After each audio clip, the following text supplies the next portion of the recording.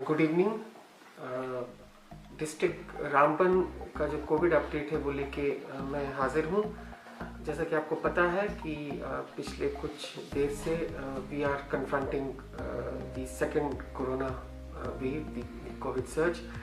इसको कंट्रोल करने के लिए डिस्ट्रिक्ट एडमिनिस्ट्रेशन ने काफ़ी स्टेप्स उठाए हैं कोविड मैनेजमेंट को लेके, और हेल्थ डिपार्टमेंट की असिस्टेंस के लिए भी हमने एडिशनल टीम्स लगाई हैं डिस्ट्रिक्ट रामबन में, ताकि हम इस कोरोना इन्फेक्शन के स्प्रेड को और इसकी जो ट्रांसमिशन चेन है उसको तोड़ें। अभी तक हमने लेवल 2 और लेवल 3 कोविड केयर सेंटर्स, जिसको डेजिग्नेटेड हेल्थ सेंटर्स के नाम से भी जाना जाता है, उसमें हमने अपनी बेड कैपेसिटी इंक्रीज़ की है। लेवल 2 में हमारे पास अभी 82 बेड्स अवेलेबल हैं।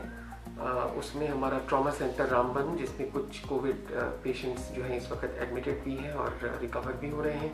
उसके अलावा हमने सब डिस्ट्रिक्ट हॉस्पिटल जो पानीहाल में है, खांडे हॉस्पिटल को भी हमने इंक्लूड किया है, और CHC बटूर यहाँ पर भी हमने अपने बेड्स रिजर्व रखे हुए हैं।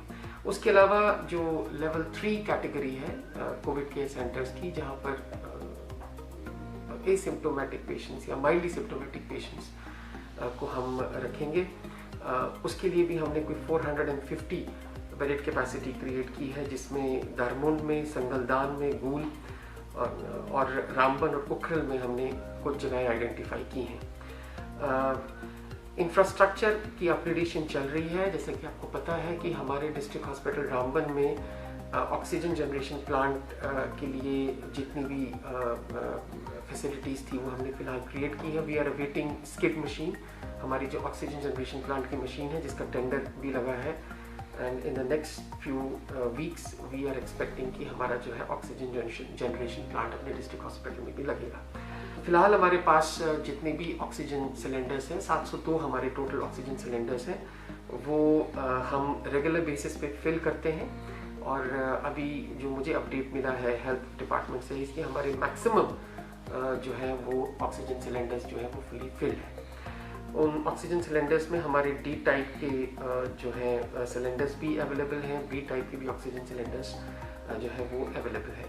जहाँ तक टेस्टिंग का ताल्लुक है, हमने पिछले 1-2 महीने में, जब से कोरोना के केसेस में इजाफा हुआ है, हमने एग्रेसिव टेस्टिंग की है, RT-PCR की भी, और रैट की टेस्टिंग। ख़ास तौर से हमने रैट की टेस्टिंग जो है वो उसको हमने एक्सेलरेट किया है on the 2 tunnels. Jawahar tunnel में भी हमने, जो कि ऑलरेडी एक रेड जोन कैटेगरी में आता है, और नाशरी टनल में भी हमने अपनी जो है वो टेस्टिंग साइट्स लगाई हैं। काफ़ी कोविड पॉजिटिव पेशेंट्स वहाँ पर डिटेक्ट हुए हैं, ट्रैवलर्स में भी, लोकल्स में भी, और इस टेस्टिंग की वजह से हमें कॉन्टैक्ट ट्रेसिंग में थोड़ी सी मदद मिली है। अभी तक हम कोई तकरीबन 1,20,000 टेस्ट पिछले 2 महीने में कर चुके हैं, और इन टेस्ट के बाद कोई तकरीबन 1,372 जो है वो पॉजिटिव निकले हैं। सबसे खुशाइन बात यह है कि इनमें से 641 जो है वो रिकवर होकर अपने अपने घरों में वापस अपनी नॉर्मल एक्टिविटीज़ में इन्वॉल्व हो चुके हैं। 719 इस वक्त हमारे जो है वो पॉजिटिव केसेस हैं। आज भी हमारे 53 पॉजिटिव केसेस आए हैं, और हमारी अनफॉर्चुनेटली 18 डेथ्स भी डिस्ट्रिक्ट रामबन में इस सेकेंड कोविड सर्ज में अभी तक हुई हैं। हम इस टेस्टिंग को और स्केल अप करेंगे। हमारा जो टारगेट है RT-PCR का डेली बेसिस पे वो 200 का है, लेकिन हमने हमेशा अपने टारगेट को एक्सीड किया है, ज़्यादा से ज़्यादा टेस्ट किए हैं, क्योंकि जितना हम ज़्यादा टेस्ट करेंगे उतनी ही हमारी जो है वो पॉजिटिविटी रेट जो है उसके बारे में आपको एक फेयर इनफ अंदाज़ा होगा। उसके अलावा हमने वैक्सीनेशन को भी जो है स्केल अप किया है। अभी तक हम कोई तकरीबन 60% वैक्सीनेशन कर चुके हैं, लेकिन अभी भी तकरीबन 25,000 वो कैटेगरी है जो अनकवर्ड कैटेगरी है 45 ईयर्स एंड अबव की, जिन्होंने अभी तक अपना पहला डोज नहीं लगाया है। हमने आने वाले इस फेज़ में उन 25,000 कैटेगरी को टारगेट करने के लिए हाउस टू हाउस और कैंप मोड में वैक्सीनेशन करने का फैसला किया, और हमें उम्मीद है कि हम जल्दी अपना 45 ईयर्स एंड अबव का टारगेट जो है वो अचीव करेंगे। और उसके अलावा हम जैसे कि आपको पता है कि कोरोना कर्फ्यू जारी है, और कोरोना कर्फ्यू की इम्प्लीमेंटेशन के लिए हमने with active help and assistance of the police components हमने इसको पूरी तरह लागू किया है। 17 तारीख सुबह 7 बजे तक ये रहेगा, और वायलेशंस को हम strictly dealt with. We have already collected a fine of तकरीबन 7,16,000 का पिछले एक डेढ़ महीने में हमने फाइन कलेक्ट किया है। आज भी हमने कोई 23,500 रुपये का फाइन लगाया है। कल हमने कोई 50,000 रुपये का फाइन लगाया था टू क्रिएट ए डिटरेंट।